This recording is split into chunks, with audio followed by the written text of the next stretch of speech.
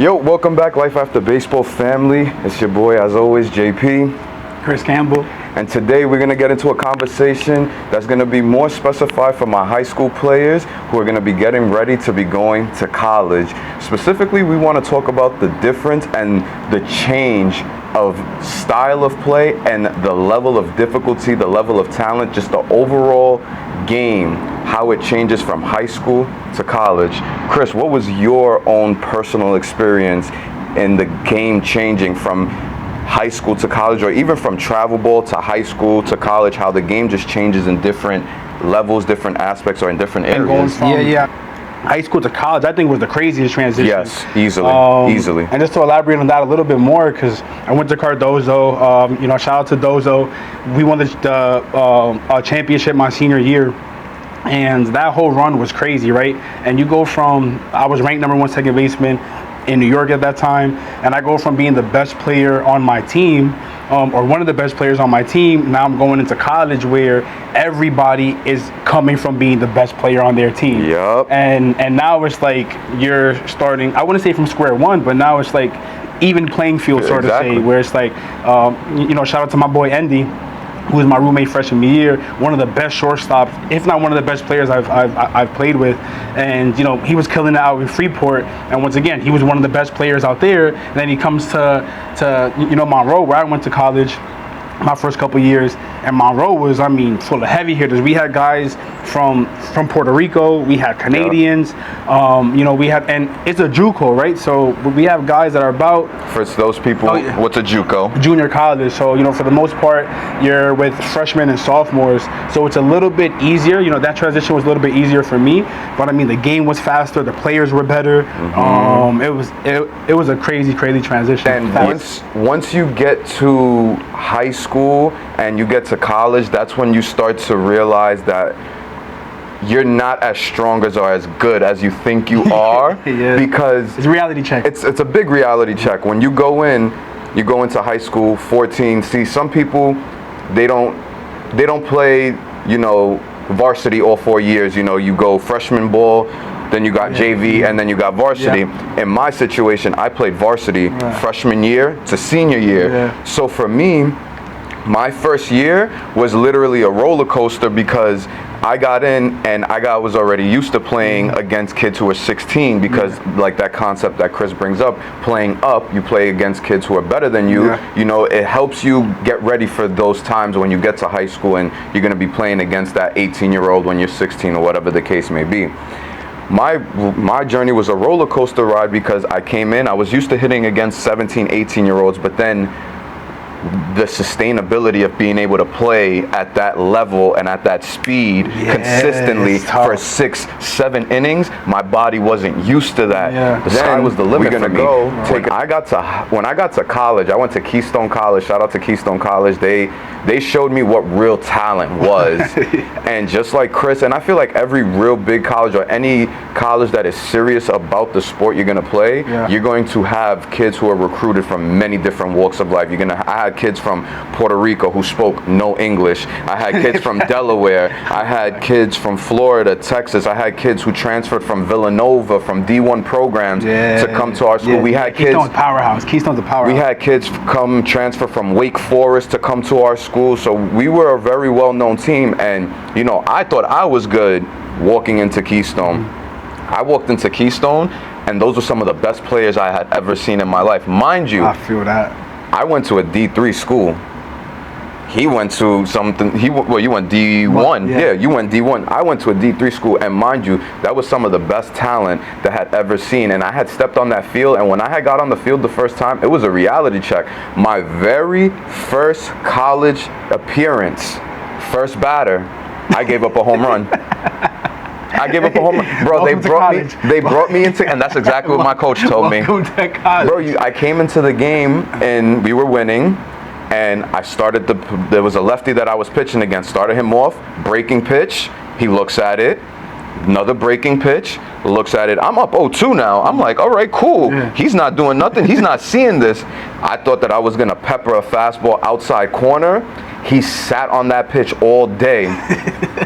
Bro, he hit it, and I just turned, and I was like, I walked into the dugout and my coach was like, welcome to college baseball. That shit don't fly here. Yeah, it's different. And the game is different. The speed is different. And not only that, the players are smarter. Yeah, and I think to speak on that point, right?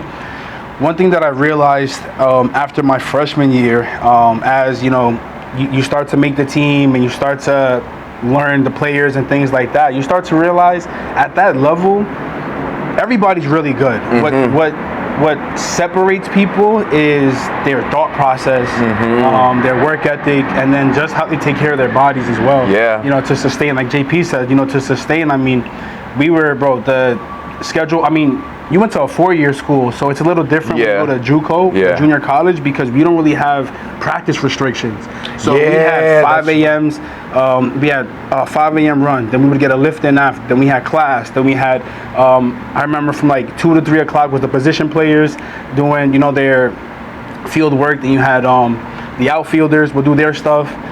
Then the pitchers, and then we'd have the team practice at the end of the day, right? And this was, we're doing this 4 days a week, and then we have games on weekends. The schedule is nowhere near how it was in high school. But I said all that to say, like, usually you realize that the talent level, you can compete. It's just a matter of who can slow the game down a little better, and who is more mentally tougher to deal with a lot of the ups and downs that you are going to deal with through a season, especially once you go from high school to college. The conversation no more really isn't about talent. Unless you are a breakout talent to where you're throwing 100, where you're hitting 450 regularly to where it's nothing to you, everyone is good. What separates you is what goes on in between here. Like Cam said, how can you slow the game down? How can you make that play that gets your team out of the inning in a tight situation? What separates you? As you go up in levels of the game, it starts to become more of the intangibles, and it starts to become now, it's no longer how hard can you hit the ball, how far or how fast. How consistent can you be at doing what it is you're doing? So if you throw 95 to 100, can you throw 95 to 100 consistently in the strike zone to get outs? Okay, you're a great, amazing powerhouse hitter. Can you consistently hit for power? You're a base runner, or you're someone who's fast on the bases. Can you consistently get on the bases, and then can you consistently swipe bags and be safe? Yeah, we're here to have. The game is fun, but we're not here to have fun in that sense. Work done. It's a job, and you had mentioned it before. You have coaches who are potentially fighting for a job, fighting for something. Sometimes they're going into a school where like that coach has been there 10 years, for 5+ years, and he has expectations for that year. It becomes a little bit more like political, more of a business, where he's only going to put the people out. Well, I hope put the people out that he 100% thinks is going to get that win, and then over the season is going to be able to put up numbers, have a good record, go into the playoffs, and go as far as they possibly can. Because his job, he may not have a job after this year. So there's just a lot of things that go into the politics and the business side of things. And I think one of the hardest things for me that JP can also attest to is that transition from high school to college, it becomes a little bit more of a business. Yes. Because you're one step closer, to the league.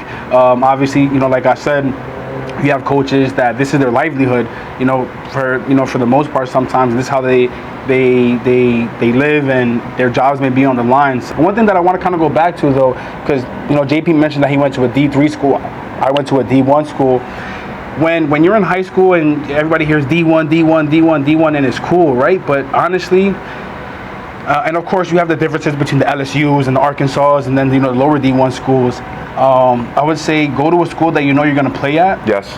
And then 2, don't put the vision on a pedestal, because I put it on a pedestal, some other people do, and you realize that a lot of people who go whether D1 or D3, as long as you got the opportunity to show what you can do over a consistent basis, like JP said, you're going to be seen, and scouts will find you, whether that's pro scouts, whether that's semi-pro ball, whatever the case may be, but they will find you. Especially my high school people who are going to be so enthralled and so caught up in like, oh, I gotta go D1. The difference between D1, D2, and D3 has nothing to do with talent size, and it has nothing to do with how good the school is or whatever the case may be.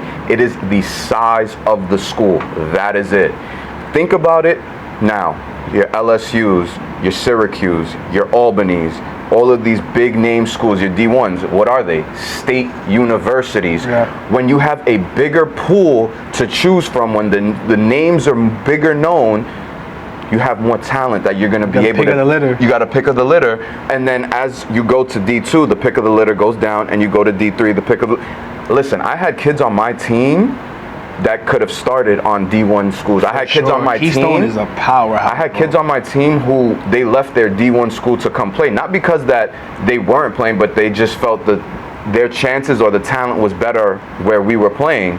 And that just goes to show you, like, do not get caught up, especially my high school kids that are going to be going into college. They're going to be doing the recruiting process and everything. Do not get caught up in D1, D2, D3. Like Cam said, go somewhere where you're going to be able to showcase your talent, and to take it a step further, just like Zach said, choose a school that you would go to if you were not an athlete, because so tough. because God forbid you get injured, God forbid something happens and you're no longer an athlete. You need to be able to be comfortable enough at that place, because if you're going to end up transferring, jumping from school to school like I did, like a lot of other kids do, trying to hold on to the dream, it makes it very, very difficult, and then you start to kind of like lose touch with yourself. You lose touch with the sport. It's just like you're bouncing around, like, you know, you're going from team to team to team to team to team. But I just wanted to clarify and clear that up as far as, you know, the difference between D1, D2, and D3, you know. Yeah, because I remember how it was when it's like, oh damn, you went D2? Oh damn, you went D3? In hindsight, it's like, yo, I mean, shit, you got playing time, right? You had opportunity to develop, and that's the other thing too. It's not just being able to play, but go somewhere where you're gonna have an opportunity to develop, right? Yes. You're gonna be at the school for 4 years. Yes. When it comes to, you know, your position, if you're a pitcher, is that school known for developing pitchers? Exactly. Have you seen somebody go from freshman, sophomore, junior to senior year and see a change in their velo, see them stay healthy? You know, schools that haven't had a shit ton of Tommy Johns because they have good arm care programs, right? Those are all things that you have to consider. You know, like how you were able to slow the game down, and go from that feeling of, okay, I go from high school to freshman year and things kind of get sped up, you know, talent's a little better, and then how did you kind of overcome those things? For me personally, as far as slowing the game down and everything, and the game being faster, sped up, I think that the game being sped up just comes from a sense of shell shock and not as much confidence.